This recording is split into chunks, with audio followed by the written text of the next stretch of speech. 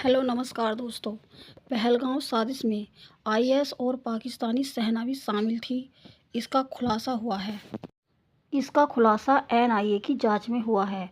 आतंकियों के 20 मददगारों से पूछताछ कर रही है एजेंसी और मोबाइल टावरों का भी डाटा खंगाल रही है एनआई। पाकिस्तानी पीएम शहबाज एवं क्रिकेटरों के यूट्यूब चैनल और इंस्टाग्राम अकाउंट भारत में प्रतिबंधित कर दिए गए हैं। पहलगाम आतंकी हमले की साजिश में पाकिस्तान की खुफिया एजेंसी आईएसआई और वहां की सेना भी आतंकी संगठन लश्कर-ए-तैयबा के साथ मिलीभगत कर रही थी। राष्ट्रीय जांच एजेंसी आईएनआई की जांच में यह खुलासा हुआ है और घाटी में आतंकियों के करीब 20 लोग मददगार निकले जब छानबीन हुई और ओवरग्राउंड वर्करों की पहचान की गई है। इन पर आरोप है कि इन मददगारों ने हमलावरों आतंकवादियों को रसदे में पनाह में लेकर हर तरह की मदद मुहैया कराई। एजेंसी इन सभी से पूछताछ कर रही है। 2 आतंकवादी जम्मू की जेल में बंद हैं। एनआईए उन दोनों आतंकवादियों से भी पूछताछ करेगी। ये दोनों आतंकवादी भलवाल जेल में बंद हैं और इनके नाम हैं अहमद उर्फ हाजी और मुश्ताक हुसैन। सूत्रों के हवाले से पता चला है कि जांच में लश्कर ने आईएस एवं पाकिस्तानी सेना के साथ मिलकर वायसरन में हुए हमले की साजिश रची थी और हमलावर हाजी मूसा उर्फ सुलेमान और अली भाई उर्फ तल्हा पाकिस्तानी नागरिक हैं। ये पाकिस्तान में बैठे अपने सरगनाहों के लगातार संपर्क में थे और इनके जो आका हैं जिन्होंने इन्हें निर्देश दे रखे थे, उन्हीं के निर्देश पर ये पाकिस्तान से घाटी में आए और अपने काले कारनामों को अंजाम दे रहे थे। लगातार ये अपने आकाओं के संपर्क में थे और अपने आकाओं से ही ये निर्देश ले रहे थे। छानबीन में ये भी पता चला है कि हमला होने से कुछ हफ्ते पहले ही सीमा पार से घुसपैठ करके कश्मीर में दाखिल हुए थे। उन्होंने इससे ओजीडब्ल्यू ने मदद की। स्थानीय मददगारों ने ही आतंकियों को रहने की जगह दिलाने का साथ उनके इलाके की जानकारी भी इन आतंकवादियों को मुहैया कराई थी और आतंकवादी किधर से आने थे, किधर को जाने थे, ये सारी जानकारी भी वहाँ के रहने वालों ने ही मुहैया कराई थी। रहने के लिए जगह दिलाने के साथ साथ आतंकवादियों के आने जाने में भी मदद की। सूत्रों का कहना है कि आतंकवादियों ने वायसरन घाटी, अरु एवं बेताब घाटी और एक मनोरंजन पार्क की रैंकिंग की थी। सुरक्षा व्यवस्था कम होने के चलते हमलावरों ने वायसरन को ही निशाना बनाया।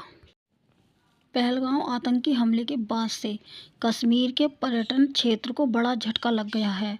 हसीन वादियों से पर्यटकों की चहल पहल खत्म हो गई है। कुछ वहाँ पर लोग घूमने के लिए आ तो रहे हैं, लेकिन जो हाल पहले था वो अब नहीं है। अब उनके विपरीत वहाँ पर नज़ारा देखने को मिल रहा है। घूमने वालों की संख्या अब कम हो गई है।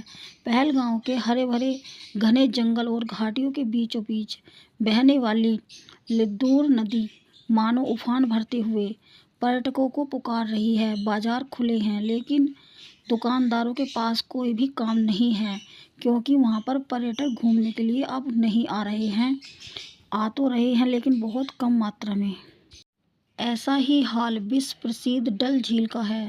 पहले यहाँ सुबह से लेकर शाम तक पर्यटकों की भीड़ लगी रहती थी। दिन भर बड़ी संख्या में पर्यटक शिकारे का आनंद लेते नजर आते रहते थे। अब झील शांत हो गई है। शिकारे झील के किनारे पर खड़े हैं। इनके संचालक शिकारों में बैठकर एक दूसरे से हालात पर चर्चा करते हुए नजर आ रहे हैं। केंद्र सरकार ने पाकिस्तानी पीएम शहबाज शरीफ के आधिकारिक यूट्यूब चैनल एवं इंस्टाग्राम अकाउंट को भारत में प्रतिबंधित कर दिया है। इसके अलावा पाकिस्तानी क्रिकेटरों बाबर आजम, आरिस उर्फ मोहम्मद रिजवान, शाहीन अफरीदी, शोएब अख्तर और शोएब मलिक के इंस्टाग्राम खातों पर भी पाबंदी लगा दी गई है। इससे पहले शाहिद अफरीदी, मकरान अकमल और बासित अली, शोएब अख्तर के यूट्यूब चैनलों को भी प्रतिबंधित कर दिया गया था। भारत में प्रतिबंधित खातों पर संदेह आ रहा है कि राष्ट्रीय सुरक्षा एवं सार्वजनिक व्यवस्था से जुड़े आदेशों के कारण यहाँ पर सामग्री इस देश में उपलब्ध नहीं है। सरकार पहले भी झूठी, भड़काऊ एवं सांप्रदायिक रूप से संवेदनशील सामग्री प्रसारित करने पर 16 पाकिस्तानी यूट्यूब चैनलों को प्रतिबंधित कर चुकी है।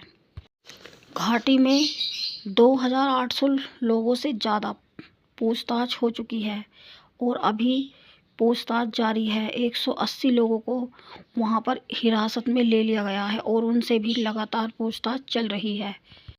सूत्रों ने बताया है कि एनआईए अब तक 2800 से अधिक लोगों से पूछताछ कर चुकी है और 180 से लोगों को अभी भी हिरासत में ले रखा है और उन लोगों से बहुत ही सख्ती से घटना से जुड़े सबूतों को जुटाने के लिए पूछताछ चल रही है। जिन लोगों को हिरासत में लिया है ये संदिग्ध ओवरग्राउंड वर्कर, जमाते इस्लामी और तुर्की के गुटों से जुड़े हुए लोग हैं। एजेंसी पहलगांव के मार्गों को और सार्वजनिक जगहों को सीसीटीवी फुटेज भी खंगाल रही है और इन लोगों से लगातार सख्ती से छानबीन कर रही है। एनआईए ने 22 रन में घटना स्थल से 40 से अधिक कारतूस बरामद किए हैं। एनआईए ने इलाके का 3D नक्शा भी बनाया है। नज़दीकी मोबाइल टावरों के डाटा से जानकारी जुटाई जा रही है। सूत्रों का कहना है कि हमले से कुछ दिन पहले ही इलाके में सैटेलाइट फ़ोन की गतिविधियां बढ़ गई थीं। 22 रन घाटी और नज़दीकी इलाकों में 3 सैटेलाइट फ़ोन चालू थे, जिसमें से 2 के सिग्नल का पता लगाया गया है और विश्लेषण किया जा रहा है। पहलगांव हादसे में जिन 27 लोगों की जान गई है उनके दुख में पूरा देश शामिल हुआ है और पूरे देश ने संवेदनशील भाव व्यक्त करते हुए भारत एकजुट होकर पाकिस्तान को सबक सिखाना चाहता है। भारत का हर एक बच्चा चाहता है कि इन 27 लोगों की शहादत बेकार ना जाए और पाकिस्तान को सबक सिखाया जाए। इस वीडियो में इतना ही। जय हिंद, जय भारत।